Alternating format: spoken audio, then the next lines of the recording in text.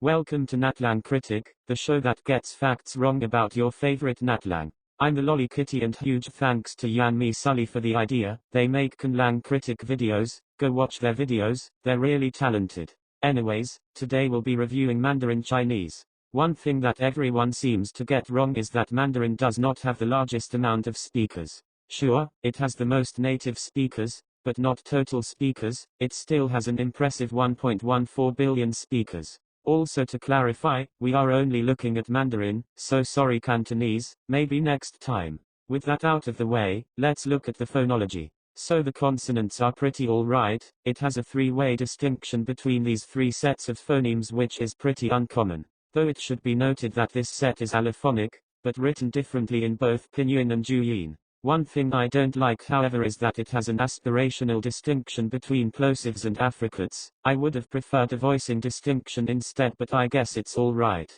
The vowels are much better than English. This may look like a lot, but most of them are actually allophones. There's actually only 5 phonemic vowels. Some analyzations even claim that there are only 2 vowels, with the other 3 being glides, but I'm not buying it. The closed front rounded vowel is a great vowel phoneme and is the only uncommon phoneme that's here, but I actually like it. It makes it more unique. Mandarin is also a tonal language, and here are the 4 tones. There's also a 5th tone called the neutral tone, but it's only for stuff like interjections and unstressed syllables. On to the orthography. So Mandarin, unlike most other languages, it doesn't use a phonemic writing system. It instead uses a logography. This makes it stand out, but there's a massive drawback: it's extremely hard to learn. Well, actually, it isn't completely unphonemic. There are 4 kinds of Chinese characters: pictographs, which are the most basic characters; ideographs, which have markers to point at certain areas; compound ideographs, which are multiple meaning components combined;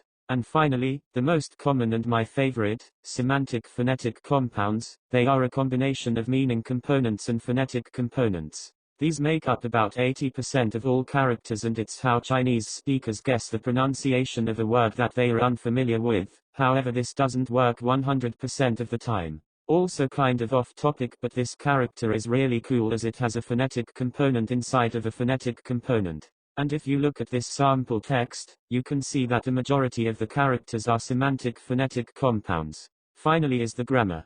Mandarin doesn't really have any conjugation. The word order is usually SVO, but OSV can also be used. One thing I like though is this character. It makes a pronoun plural, so this is me and this is us. There's also this character which has no good translation. Most of the time it's translated as of, but that's not really accurate. It turns the word before it into an adjective. However, it can also be omitted. Overall, Mandarin is an alright language. Sure, it's difficult to learn, but if you're willing to learn it, it can be fun. I personally think that it is slightly worse than English, though that might be a bit biased. I don't like the fact that it doesn't have a fully phonetic writing system. The idea is cool, but the execution was bad.